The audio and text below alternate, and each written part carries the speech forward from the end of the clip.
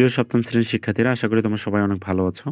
আজকে আমরা তোমাদের গণিত বইয়ের 214 পৃষ্ঠার নানা রকম আকৃতি মাপে অনুশীলনী 7 ও 8 নম্বর অঙ্ক দুটি সমাধান করব। তো প্রথমে দেখো 7 নম্বর অঙ্কটিতে এখানে বলা আছে যে নির্দিষ্ট পুরুত্বের কাঠ দিয়ে একটি বাক্স তৈরি করা হলো। পুরুত্ব বলতে বুঝি আমরা, অর্থাৎ একটি কাঠ কতটুকু মোটা, এই মোটা অংশটুকুর নামই আসলে পুরুত্ব। তো বাক্সটির বাহিরের মাপ যথাক্রমে দেখো 10 সেন্টিমিটার এবং 8 সেন্টিমিটার ও 6 সেন্টিমিটার দেওয়া আছে। বাক্সটির ভেতরের আয়তন পরিমাপ করে পাওয়া গেছে যে 192 ঘন সেন্টিমিটার। ক নম্বর প্রশ্নটি বলছে যে বাক্সটির আয়তন কত হবে। তো আয়তন নির্ণয়ের সূত্র যেটি আমরা জানি যে দৈর্ঘ্য, প্রস্থ এবং উচ্চতা তিনটিকে গুণ করলে যে গুণফলটি পাওয়া যায় সেটি আসলে আয়তন। তো যেহেতু আমাদের আয়তন নির্ণয় করতে বলছে, তো চলো আমরা আয়তন নির্ণয় সূত্রের মাধ্যমে আয়তনটি নির্ণয় করি। তো আমি ইতিমধ্যে দেখো প্রশ্নটি আসলে সাজিয়ে নিয়েছি উত্তরটি। তো বাক্সটির দৈর্ঘ্য যেটি দেওয়া ছিল যে দৈর্ঘ্যকে আমি এ ধরেছি, এ ইকুয়াল কত 10 সেন্টিমিটার, প্রস্থকে বি ধরেছি, বি ইকুয়াল আসলে 8 সেন্টিমিটার দেওয়া আছে এবং উচ্চতা এইচ ইকুয়াল দেখো 6 সেন্টিমিটার দেওয়া আছে। তো অতএব আমরা বলতে পারি যে বাক্সটির আয়তন সমান হচ্ছে এ গুণন বি গুণন সি, অর্থাৎ দৈর্ঘ্য গুণন প্রস্থ গুণন এবং উচ্চতা। তো যেহেতু তিনটা একক গুণ করতেছি, তখন তার আসলে একক হবে ঘন, তার সামনে একটা ঘন কথা চলে আসবে, ঘন সেমি হয়ে যাবে। তো আমরা এরপর মানগুলো বসিয়ে দিয়েছি, এর জায়গায় এর মান বা বি এর জায়গায় বি বা সি এর জায়গায় সি এর মান বসিয়ে দিয়েছি। তো আমরা সবগুলো যদি গুণ করি তাহলে দেখো যে 6 × 8 = 48, আর 10 গুণ করলে 480 ঘন সেন্টিমিটার। এটি আসলে আমাদের ক নম্বর প্রশ্নের যে আয়তনের সমাধান সেটি আমরা পেয়ে যাচ্ছি। তো এরপর খ নম্বর অংশটি দেখো বলছে যে বাক্সটি তৈরিতে যে কাঠ ব্যবহার করা হলো তার মোট আয়তন কত, অর্থাৎ আমাদের কাঠের আয়তন কতটুকু সেটি আমাদের বের করতে বলছে। তো আমরা যদি সম্পূর্ণ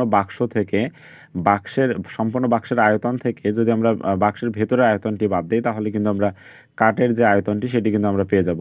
তো দেখো সম্পূর্ণ বাক্সের আয়তন কত সেটি আমরা কিন্তু ক নম্বরে পেয়েছি, এবং হচ্ছে বাক্সটির ভেতরের আয়তন কত সেটি কিন্তু 192, সেটি আমাদের দেয়াই আছে। তো যেহেতু আমরা যদি অর্থাৎ সম্পূর্ণ বাক্সের আয়তন থেকে যদি আমরা বাক্সের ভেতরে আয়তন বাদ দিয়ে যেহেতু কাঠের আয়তন পেয়ে যাচ্ছি, তো সেইভাবে আসলে আমরা সমাধানটি করে ফেলবো।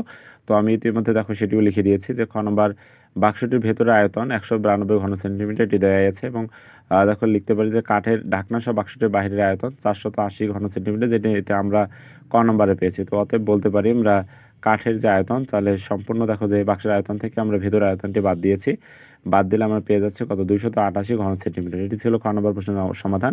একদমই দেখো অঙ্কটি খুবই সহজ ছিল। এরপর আমরা সর্বশেষ যে 8 নম্বর অঙ্কটি সেটি এবার দেখব। 8 নম্বর অঙ্কটি একটু ব্যতিক্রম টাইপের। 8 নম্বরে এখানে বলা আছে একটি বেলুনের আয়তন। বেলুন বলতে আছে কি আমরা যেটা সিলিন্ডার আসলে বুঝি। তো বেলুনের আয়তন 150 ঘন সেন্টিমিটার তারা পরিমাপ করে বলেছে। বেলুনটির ভূমির ব্যাসার্ধ ও উচ্চতা কি কি হওয়ার সম্ভাবনা আছে, অর্থাৎ আমরা বেলুনটির ভূমির ব্যাসার্ধ বা উচ্চতা এমন কিছু ধরব যেন আসলে তার আয়তন কখনো পরিবর্তন না হয়, অর্থাৎ কত কত ব্যাসার্ধ বা উচ্চতা ধরলে আমাদের আয়তন হচ্ছে কি 150 ঘন সেন্টিমিটার থেকে যাবে।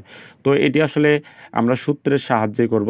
তো দেখো এখানে আমি সমাধানটি লিখেছি, একটি বেলুনের অসংখ্য ভূমির ব্যাসার্ধ ও উচ্চতার মানের জন্য তার আয়তন 150 ঘন সেন্টিমিটার হতে পারে, অর্থাৎ তুমি ভূমির ব্যাসার্ধ উচ্চতা তুমি ভিন্ন ভিন্ন ধরতে পারো, তবে এমন কিছু সংখ্যা আমাদের ধরতে হবে, অর্থাৎ ব্যাসার্ধ বা উচ্চতা যেন আসলে ক্যালকুলেশন করলে আমাদের 150 ঘন সেন্টিমিটারে আয়তন আসে।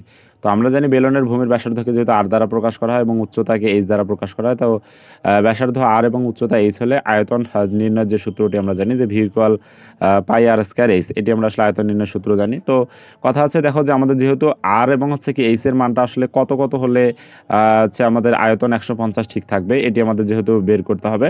তো যার কারণে আমাদের আর বা এইচ যে কোনো একটির মান আসলে আমাদের ধরে নিতে হবে, ধরে নিলে অপরটির মান কিন্তু আমরা বের করতে পারবো। তো আমি সমাধানটিতে দেখো যে আর এর মানটি জাস্ট ধরে নিচ্ছি, এবং সেই অনুযায়ী দেখো যে আমি এইচ এর মানটা আসলে বের করব। তো এইচ এর মানটা কীভাবে বের করবো, আমরা নিয়ম অনুযায়ী জানি যে যার মান বের করতে হয় তাকে বাম পক্ষে রাখতে হয় আর বাকিটাকে ডান দিকে ট্রান্সফার করতে হয়।